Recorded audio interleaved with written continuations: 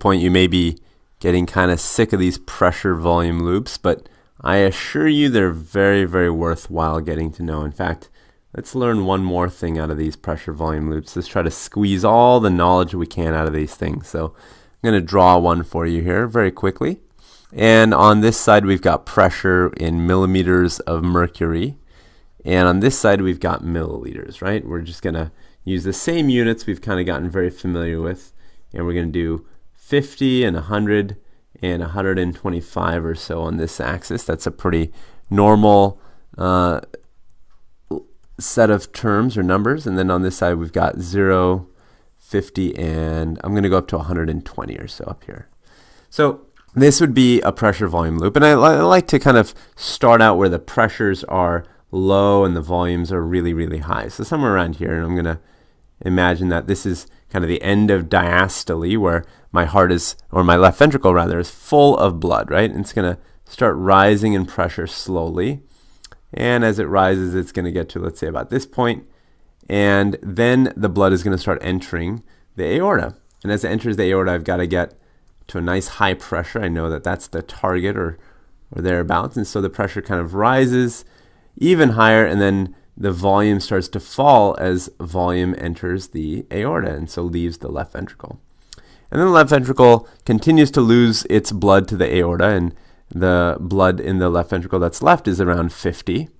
And then you start having relaxation. So you relax all the way down, and the pressure falls, let's say, to about that point.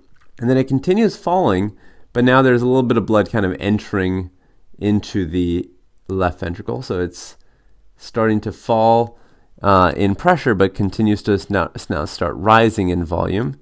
And it continues to rise until it's ready to do the whole thing all over again, right? And now if this is kind of our overall pressure volume loop, what I want to do is kind of focus in on one particular point. Let's focus in on this point right here. And this is the end of systole, right? We talked about the end of systole being right here. This is where it begins to start relaxing. And when I say it, I mean the muscle cells. So you've got a muscle cell over here, and I like to draw them kind of branched, just to remind you that they're muscle cells. And you've got now this cell completely contracted down, right? So it looks like this, with the actin and myosin completely overlapping, right? Because that's what you expect to happen at the end of systole. And of course, I'm drawing it this way really just to kind of remind you what's going on inside of the cell, although you know that, of course, a cell has many, many, many sarcomeres, not just one. And of course, this one I've drawn just having one. But you get the idea that there's a lot of overlap between the actin and the myosin. In fact, that's what these little red lines represent, just the major proteins inside of heart cells. So these are my heart cells full of protein, and they're completely contracted, right? So sometimes they like to relax and sometimes they like to contract. And at the end of systole, where I've drawn that orange arrow, these muscle cells are completely contracted down. I'm going to write contracted, just to remind you that that's what's going on. And what are they waiting for? I mean, what's next? What are they hoping will happen next? Well, they're hoping that they can now get rid of all that calcium, and so they can relax. So you've got a lot of calcium in this space. And they're kind of hoping that the calcium will go away and they can relax. And so imagine now that the calcium, I'm going to draw calcium as a white circle, right? And I'm going to fill it in. So this is my calcium, right? And imagine that I've got calcium in here. I'm just going to draw little white circles in here. And instead of allowing my heart cell to relax, I'm going to kind of do something interesting. And I remember calling it a trick last time. I guess I can call this a trick. And the trick is I'm going to trick my heart cell into not relaxing. I will basically not allow it to relax because I load up this cell. Imagine I can somehow do this with lots and lots of calcium. And so I just fill it with calcium. It's chock full of calcium, and it has no way to really get rid of it. So it is going to continue to be contracted, right? It's just going to continue to be contracted if I can somehow fill this with calcium and not allow it to go into relaxation. So my heart cell is completely contracted. That's the key, right? I have done this. And so as a result of doing this, now, of course, this won't happen. This relaxation bit, this won't happen, and neither will the next bit. So basically I'm kind of forcing my cell to continue to remain contracted. And all of this kind of disappears. And so what happens is that now my heart is basically full of blood, right? I've got a heart full of blood. I'm going to draw it over here. I'm going to just kind of ignore for the time being the left atrium and the aorta, but this is my left ventricle full of blood. So this is chock full of blood. And what I'm going to do is I'm going to take a little needle. Watch this. I'm going to take a little needle and I'm going to try to add a little bit of blood or take a little bit of blood away. And I guess I'm going to start by taking a little bit of blood away just to see what will happen, right? So I take a little bit of blood away just to see what will happen. And let me choose a different color. Let's choose a green color. And at this point now, my heart is, again, it's full of blood, right? And I'm going to now take a needle and I'm going to take some blood off of the heart. I'm going to actually just pull it off like that. So now I've got blood in my syringe.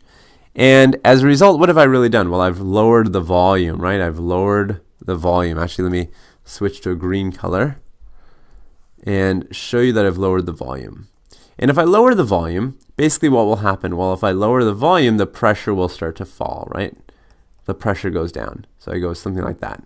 And I could do this again, and I could see if the pressure falls, and oh, it does. And I could do this again. In fact, I could take all the blood out of the volume, or out of the left ventricle, and I could see that basically my pressure will go down to 0. So I basically have now a few dots, right? I can connect my dots, and I can see that I create this basically kind of a line, right? And so this line is what you would get if you just keep reducing and reducing and reducing the volume in the heart. Now, what if I did the opposite? What if I, instead of reducing the amount of blood, what if I actually added blood? And of course, it might be kind of tricky to think about adding blood, but just remember, you can always add air to a balloon if you try hard enough. And similarly, you can actually push blood into a full left ventricle if you have enough pressure pushing down. So I could actually do this. I could actually try to do this. In fact, I'm going to add, let's say, a little bit of volume here, right? And I'm going to notice that the pressure goes up. In fact, it goes up even more than it ever did before, right? It actually rises above the line that I had drawn in blue. And in fact, I might even do it again. I could say, well, let's just add some more volume. Let's just see what happens. And the pressure goes up even higher. So I could connect these lines, or I could say, okay, well, let's see what these lines look like. And basically, it's forming a nice straight line. In fact, to see it a little bit easier, let me just get rid of the blue stuff. Just get rid of all this stuff. And you can see that you get this nice straight line that relates volume to pressure, right? And so this relationship between volume and pressure, or pressure and volume, is happening with the muscle cells contracted. Remember, all this time, my muscle cells are bathing in calcium, right? They're completely contracted down. They have not been able to relax. They're contracted. And so you could even say, well, this is basically the relationship between pressure and volume at the end of systole. So you could say this is the end systole pressure-volume relationship. Pressure-volume relationship. And this is kind of the long way of saying it. People actually shorten all of this down. They don't say all these words. They usually say ES. You'll see this, ES PVR, end systolic pressure-volume relationship. And all it means is that if you could get a situation where your heart cells are completely contracted, right? Completely contracted down, and that's where I kind of made up the bit about, filling it up with calcium, because I guess that's one way to do it, but, completely contracted, and you just kind of added volume or took it away, what would the pressure do? How would it change? And this line tells you that. In fact, one final kind of point I want to make about this is, if you remember, there's a relationship now between elastance, remember the term elastance, and pressure and volume. In fact, if you take pressure divided by volume, that gives you elastance. So with this line that we've drawn, you can actually say, well, there's a slope to this line, right? This is, I tried to draw kind of a straight line. So there's, imagine there's a straight line between all these points, right? Well, the slope of that line, slope, is elastance, right? That is the elastance. In fact, you might even see the term, wherever the pressure volume loop falls on this ES PVR, Sometimes you even see the line actually labeled, and you see it called E naught. In fact, you'll often see that. So E naught refers to the slope of the line that is formed at the end of systole.